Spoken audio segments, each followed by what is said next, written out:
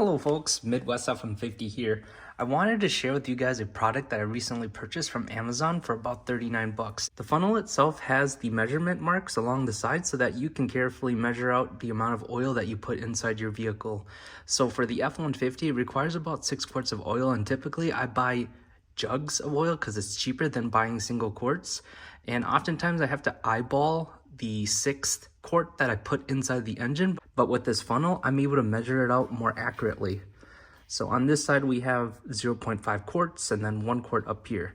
And it also comes with this stopper that screws to the bottom of it, and then you can open and close when you're ready to let the oil flow into your engine. It also comes with this strainer that you can put inside the funnel so that it filters out anything that might be in the oil. It also comes with these adapters. Those adapters are designed for your specific engine brand, and it screws onto the oil fill port so that this thing could just sit on there.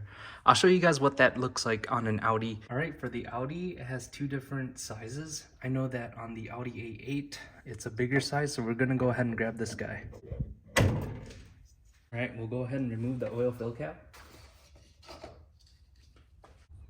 We'll go ahead and install the adapter. Now, because of this engine cover, I can't put it right onto the adapter without the nozzle hitting the engine cover.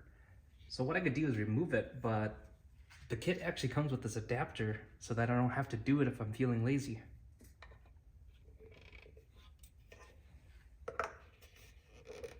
And there we go.